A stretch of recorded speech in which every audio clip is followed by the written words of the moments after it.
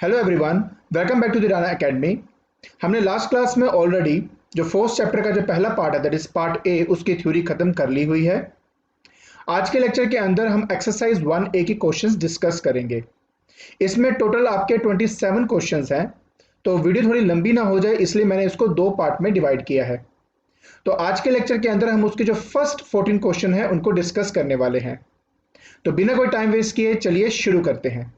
पहला क्वेश्चन आपका कहता है कि state the condition when on applying a force the body has the translational motion and दूसरा है आपका रोटेशनल मोशन।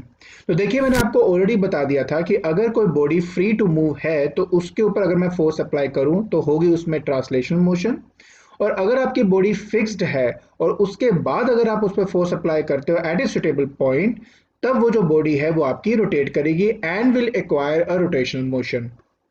पहले पार्ट का कंडीशन तो यही बनेगा कि when a body is free to move, ठीक है, फ्री टू मूव।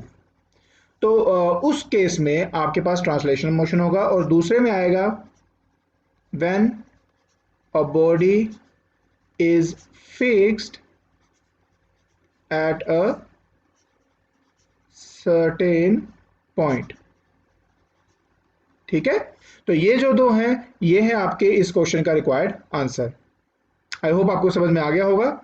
तो चलिए अब हम अपना नेक्स्ट क्वेश्चन देखते हैं। नेक्स्ट क्वेश्चन है define the moment of force and state it's SI unit. देखिए हमने अच्छे तरीके से इस टॉपिक को एक्सप्लेन कर लिया था, बट आज के लेक्चर के अंदर हम सिर्फ उनके आंसर्स को डिस्कस कर रहे हैं, तो मैं जल्दी से इसके आंसर के बारे में बता देता हूं। The moment of force is equal to the product of magnitude of the force and the perpendicular distance of the line of action of force from the axis of rotation. Please एक बात याद रखना कि जब आप इसका answer लिखो तो उस टाइम आपने एक तो परपेंडिकुलर डिस्टेंस वर्ड को नहीं भूलना, and again the line of action of force बताया था ना, वो इमेजिनरी लाइन जिसके अलोंग आपकी फोर्स एक्ट करती है उसी को हम कहते हैं line of action of force. Yes, and दूसरा एक्सिस ऑफ रोटेशन। तो ये तीन जो है वो बेसिक आपकी कीवर्ड्स है, अगर आप इन तीनों को नहीं लिखोगे तो आपके जो मार्क्स है वो कट हो जाएंगे। Is that okay? ठीक है। नेक्स्ट वो बोलता है स्टेट करो इसका एसआई यूनिट। तो इसका जो एसआई यूनिट है वो है आपका न्यूटन मीटर। ठीक है, जो न्यूटन मीटर है वो है इसका एसआई यूनिट। आई होप आपको ये आंसर समझ में आ गया होगा। तो चलिए अब हम अपना नेक्स्ट क्वेश्चन देखते हैं। नेक्स्ट क्वेश्चन में कहता है state whether the moment of force is scalar और अ वेक्टर क्वांटिटी। तो देखिए हमने ऑलरेडी पढ़ लिया था कि it is a vector quantity. ठीक है, ये एक वेक्टर क्वांटिटी है, मतलब इसमें मैग्नीट्यूड भी होगा और इसमें डायरेक्शन भी होगा। इफ यू रिमेंबर हमने किया था clockwise and anti clockwise movement, तो जी हाँ, वो उस मूवमेंट ऑफ फोर्स के डायरेक्शंस थे, तो इस वजह से it is a vector quantity. चलिए अब हम अपना नेक्स्ट क्वेश्चन देखते हैं। नेक्स्ट क्वेश्चन में पूछते हैं state the two factors affecting the turning effect of the force. देखिए मैंने आपको पहले भी कहा था कि अगर मान लीजिए मेरे पास कोई भी एक रिजिड बॉडी है, ये आपका पिवटेड पॉइंट है, ये आपका एक्सिस ऑफ रोटेशन है, तो जब आप फोर्स अप्लाई करते हो लेट इट बी एफ, तो ये होती है आपकी लाइन ऑफ एक्शन, वो इमेजिनरी लाइन जिसके अलोंग आपकी ये जो फोर्स है वो एक्ट कर रही होती है, एंड ये होता है आपका perpendicular distance that is R. मैंने आपको पहले ही कहा था ये जो आपका टर्निंग इफेक्ट है ये दो फैक्टर्स पे डिपेंड करता है। Number one the magnitude of force, जितनी ज्यादा आप फोर्स अप्लाई करेंगे उतना इजिली बॉडी आपकी टर्न करती है। ठीक है, एंड दूसरा है the perpendicular distance from the line of action of force to the axis of rotation. तो प्लीज ये बात याद रखना कि आपके पास दो फैक्टर्स होते हैं, और ये है वो आपके दो factors, that is number one the magnitude of force applied and the distance of line of action of force from the axis of rotation. तो ये आपके फोर्थ क्वेश्चन का सही आंसर है। तो चलिए अब हम अपना नेक्स्ट क्वेश्चन देखते हैं। इस क्वेश्चन में पूछते हैं कि when does the body rotate, state one way to change the direction of rotation of the body and give a suitable example to explain your answer. देखिए बहुत आसान है। तो मैंने आपको पहले भी कहा था कि अगर मान लीजिए मेरे पास कोई भी एक बॉडी है, सपोज कोई भी एक बॉडी है, ठीक है, आपने उसको एक पॉइंट से क्या कर दिया, फिक्स कर दिया, एंड देन उसके बाद आप अगर फोर्स अप्लाई करते हो एट ए सुटेबल पॉइंट, ठीक है, तब जाके ये जो बॉडी है ये आपकी रोटेट होनी शुरू हो जाती है। नंबर वन तो ये है कि आपकी बॉडी फिक्स्ड होनी चाहिए, एंड नंबर टू ये है कि जो आप फोर्स अप्लाई कर रहे हो वो एक सुटेबल पॉइंट पे एक्ट होनी चाहिए, तभी बॉडी जो है वो आपकी रोटेट करेगी। और दूसरा वो कहता है कि state one way to change the direction of rotation of the body. So देखिए बिना फोर्स की वैल्यू को चेंज किए आप डायरेक्शन को चेंज कर सकते हो। जस्ट करना क्या होगा, देखिए जो फोर्स आप ऊपर लगा रहे हो जिसकी वजह से उसको एक क्लॉकवाइज मूवमेंट मिल रहा है, वही फोर्स आप नीचे की तरफ लगा दो जिसकी वजह से उसको एंटी क्लॉकवाइज मूवमेंट मिल जाएगा। तो करना सिर्फ इतना है, you have to change the point of application of force. Without changing the magnitude of force भी आप उसको आराम से उसकी जो डायरेक्शन है वो चेंज कर सकते हैं। Is it okay? चलिए अब हम इसके जो आंसर है वो सही तरीके से क्या लिखना है वो देख लेते हैं।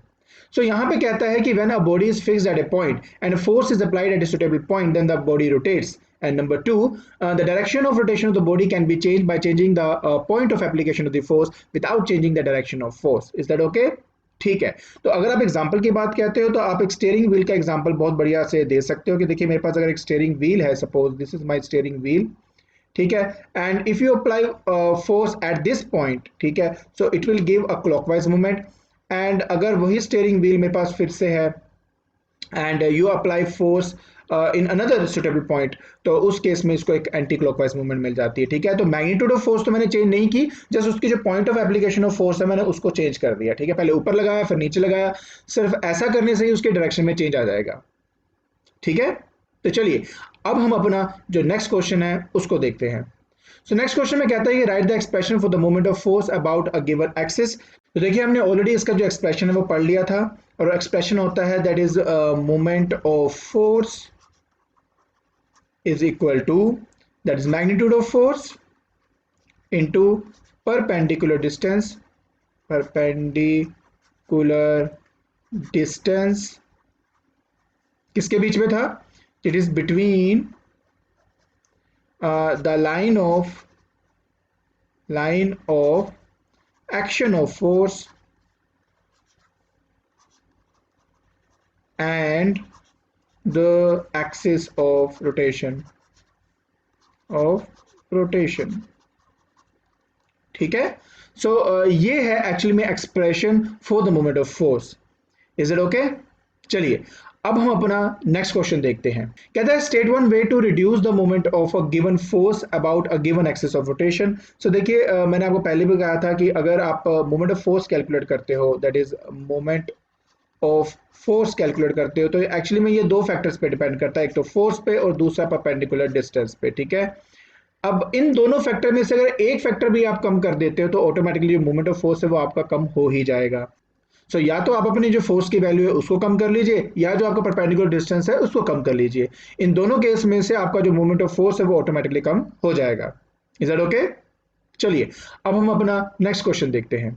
कहता है state one way to obtain the greater moment of a force about the given axis of rotation. So जैसे मैंने आपको पहले भी कहा है कि मोमेंट ऑफ फोर्स दो फैक्टर्स पे डिपेंड करता है, एक तो आपका फोर्स पे और दूसरा डिपेंड करता है परपेंडिकुलर डिस्टेंस पे। अगर इस केस में इन दोनों में से किसी भी चीज को आप बढ़ा देंगे तो ऑटोमेटिकली आपका जो मोमेंट ऑफ फोर्स है वो बढ़ जाएगा। तो या तो आप फोर्स को बढ़ा लीजिए या तो आप परपेंडिकुलर डिस्टेंस की वैल्यू को बढ़ा लीजिए, तो ऑटोमेटिकली आपका जो मोमेंट ऑफ फोर्स है वो भी बढ़ जाएगा। ठीक है, तो चलिए अब हम अपना नेक्स्ट क्वेश्चन देखते हैं। सो नेक्स्ट क्वेश्चन कहता है कि what do you understand by the clockwise and anti clockwise movement of the force and when it is taken positive. तो देखिए मैंने आपको पहले भी कहा था कि जब आप किसी ऐसी बॉडी पे फोर्स अप्लाई करते हैं जो कि फिक्स्ड है, और उस टाइम अगर आप उस पर फोर्स अप्लाई करते हो एट ए सुटेबल पॉइंट, तो जिस तरह से वो रोटेट करता है उस हिसाब से उसका नाम रखा गया कि मतलब अगर वो क्लॉकवाइज घूमेगा तो हमने उसका नाम रख दिया क्लॉकवाइज मूवमेंट, और अगर मैं फोर्स अप्लाई करके उस बॉडी को मूव करवाता हूँ एंटी क्लॉकवाइज तो उसका नाम रख दिया हमने एंटी क्लॉकवाइज मूवमेंट। ठीक है, तो एक बार सही तरह से डेफिनेशन और इसके बारे में देख लेते हैं। So conventionally, if the effect on the body is to turn it anti-clockwise, the moment of force is called anti-clockwise movement and it is taken positive. ठीक है, so anti-clockwise जो movement होता है उसको हम positive लेते हैं। And if the effect on the body is to turn it clockwise, then the moment of force is called the clockwise movement and it is taken negative. So ये बात please हमेशा याद रखना कि अगर वो एंटी क्लॉकवाइज मूव कर रहा है तो हम उसको एंटी क्लॉकवाइज मूवमेंट कहते हैं और उसको पॉजिटिव लिया जाता है, और अगर वो क्लॉकवाइज अगर आपका मूव कर रहा है तो हम उसको कहेंगे क्लॉकवाइज मूवमेंट और उसकी वैल्यू हमेशा नेगेटिव ली जाती है। Is it okay? चलिए अब हम अपना नेक्स्ट क्वेश्चन देखते हैं। कहते हैं why is it easier to open a door by applying the force at the free end of it. तो देखिए इसका बहुत ही सिंपल सा आंसर है। इसका आंसर है कि larger the perpendicular distance lesser the force is required to rotate that body, to rotate the body। तो देखिए यहाँ पे सिंपल सा मतलब है, देखिए जहाँ पे हम बात करते हैं मोमेंट ऑफ फोर्स की, तो वो फोर्स इनटू परपेंडिकुलर डिस्टेंस पे डिपेंड करता है। अगर आपका परपेंडिकुलर डिस्टेंस ज़्यादा होगा तो मतलब आपको कम फोर्स लगानी पड़ेगी उस बॉडी को रोटेट करने के लिए। सो इसलिए जब भी हम फोर्स अप्लाई करते हैं तो उसके फ्री एंड पे जाकर ही अप्लाई करते हैं। ऐसे क्वेश्चन आपके बोर्ड के लिए बहुत ही ज़्यादा इंपॉर्टेंट होते हैं क्योंकि ये कंसेप्चुअल बेस्ड क्वेश्चंस हैं आपके। ऐसे ही मेरे पास 2-3 क्वेश्चंस हैं जो आपके बैक एक्सरसाइज में दिया हुआ है, ठीक है? और वो क्वेश्चन बेसिकली आपके बोर्ड में आए हुए हैं, तो हमेशा हमने इसी रेफरेंस को लेकर ही उसका जो आंसर है वो देना होता है। अब हम बाकी के जो 2-3 क्वेश्चंस हैं उनको भी देख लेते हैं। कहता है a stone of a hand flour grinder is provided with a handle near its rim, give reason. तो देखिए मैंने आपको पहले भी बताया है कि अगर मैं हैंडल को रिम के नज़दीक रखता हूं तो ज़्यादा परपेंडिकुलर डिस्टेंस होगा, larger the perpendicular distance and less force is required to rotate that body.